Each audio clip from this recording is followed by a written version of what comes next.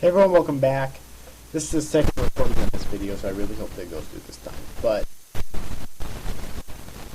this is my review of Noragami Episode 2 entitled Snow-like. Okay, so I was very impressed with this episode of Noragami. Right? The first episode was good. You know, it wasn't fantastic, it was good. But this episode I thought was actually quite a bit better. And I'm definitely liking this series so far. Alright, it definitely has interesting world building, interesting characters, and I can't wait to see where it goes from here. So, anyways, let's get on with the summary of this episode before I get into the actual review portion of this video. Hiyori once again leaves her body, this time while bathing. At school, while changing for class, she leaves her body again. This is like a random thing that seems to happen in this episode, you know. She can't control it. Alright, she'll basically just randomly leave her body at the most random fucking points ever. And her body will fall on the ground, obviously, because there's no soul, or rather spirit, in her body to control it. Alright. She then decides to wander the city as she is able to move more swiftly in her living phantom form. And she eventually winds up in a park. Yato gets a call from Hiyori, who doubts his claims that he is a god because he has yet to help her, and he appears next to her suddenly, asking that if he weren't a god, how would he be able to do that? He had moved from the train station where he was writing his cell phone number on an advertising board to right next to Hiyori. Can you say fucking desperate to what he was previously doing? Goddamn. Anyways, though. He then tells her that he cannot do anything without a shinki, or a regalia, which is basically, it's like a spirit weapon. It's the weapon that gods use. It's a weapon that gods use, basically. He then gets a call from someone asking for help. It turns out to be cleaning the mold from a bathroom wall and disappears. Now, after that, he actually does complain about it, saying, why is he doing these types, or something along the lines of, why is he doing these types of jobs, or chump change. Here's my issue with that, though. I know it's supposed to be part of the comedy, and it is really funny, but here's my issue with it, though. Why does he take up these kinds of jobs, and why does he charge only 5 yen? Like, charge more, man. Come on, you're a fucking god. All you charge is 5 goddamn yen. So, yeah, it's kind of stupid, really. And the guy who hired him even said afterwards he did such a great job, or Yato did such a great job that he felt bad for only giving him 5 yen, so he offered him a beer. And although later on when Yato was getting drunk with it, he did say that at least he got a beer out of it, you know, he really loved it, but still, what the fuck? Like, seriously, man. Alright.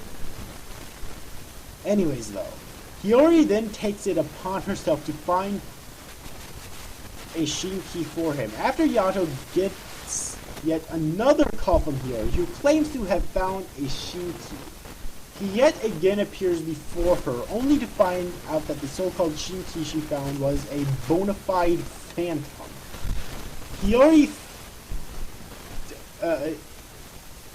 Hiyori then tries to attack it, but is stopped by Yato, who pulls on her tail.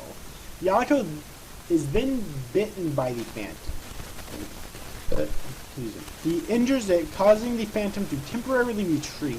He prevents Hiyori from touching his injury, explaining that his arm has been blighted, which is a type of defilement that spreads, and that unless it is exorcised or cleansed, it remains and eats away at you. And obviously, you know, if she touched his arm where it was infected right there, then she would get it too. Alright. So yeah. Anyways though. Yato then explains that Hiyori's tail is not actually a tail, but a lifeline that connects her physical and eternal form. Or ethereal forms. The phantom reappears and they retreat from the phantom once more. And basically he explains that if that tail gets bitten off, then, or the lifeline rather, then she'll die permanently. So yes. Anyways, though, Yato stops dead in his tracks because he found an uncorrupted spirit. He claims it as his Shinki, and it transforms into its weapon form, a katana, okay, this katana looks fucking badass. It looks fucking awesome as shit. I love the look of this thing. Alright. So he finally has a fucking weapon, you know. Anyways, though, Yato then sees a flashback of the spirit's memories and stands still on the top of a power pole, seemingly in shock, and then starts to collapse. And he sees the image of a. Alright. He is then eaten by the. Yeah, he actually sees a image of a blonde-haired boy too. He is then eaten by the Phantom, katana in hand. He already screams his name, and inside the Phantom opens his eyes and chants. He then kills the Phantom and lands on power lines and then falls to the ground. He lays on the ground for a moment crying. Later, he is seen cleansing his hand with, I guess, some sort of like holy water or something it's supposed to be. It's some sort of water, but I doubt it's just regular running water though. Alright. With the katana propped up beside him. He then tells Hiyori that the katana's name is Yuki and, less formally, Yukine. The katana then reverts to his human form, a teenage boy with blonde hair and orange eyes, just like you previously saw in his vision. Alright. As Yuki is, and I guess Yato was crying before because he could see that that a regalia or that spirit had suffered. So he was crying because of that. Alright. As Yuki is cold, Yato offers him a jersey top, but the former rejects it, saying that it reeks of sweat. So that was really funny too. And it kind of shot down Yato's whole thing of trying to act cool in front of this tortured spirit. Anyways, this leaves Yato standing in a state of shock with a blank look on his face, as Hiyori offers up her scarf for Yuki, which he graciously accepts, but although does still state that he wants to get into someplace warm as quickly as possible. And that's basically where this episode ends.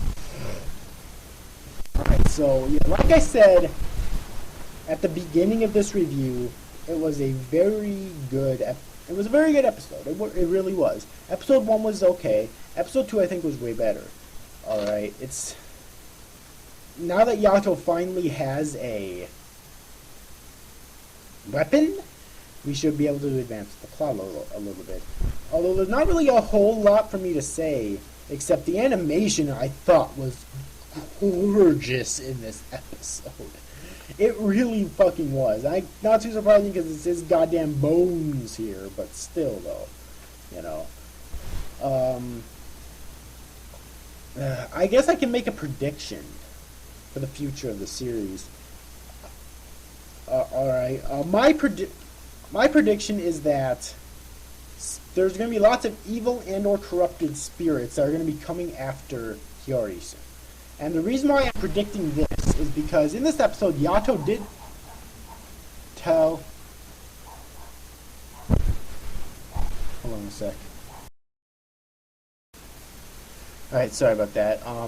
But yeah, anyways, though, Yato did state in this episode that because of that tail, or rather lifeline, that's attached to Hiyori's ass, there'll be a shit evil and or corrupted spirits that are going to be coming after Hiyori to basically eat her and kill her. Right? So I have a feeling that if not in the next episode, it'll probably happen in future episodes somewhere there, which means lots of really cool fight scenes, obviously, because Yato will protect her. Alright. So, yeah, that's also going to be really cool. However, I really do hope that Hiyori herself is able to get some sort of a weapon, you know, and learn how to fight really good so that she can help Yato in battle. Alright, because if she doesn't, then she'll be really useless in battle, and that will get really fucking annoying really fucking quick, okay? So yes, I really do hope that she's able to fight later on. I'm not asking it to happen right away, but I mean, the sometime later on, I really hope that she's able to fight. Alright. So, yes.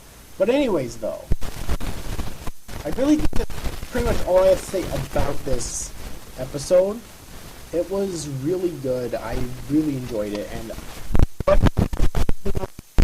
now I can crash and burn at any fucking given second. Alright, I'm completely aware of that, but at the moment it's looking way fucking up. Like it really is, to me anyways.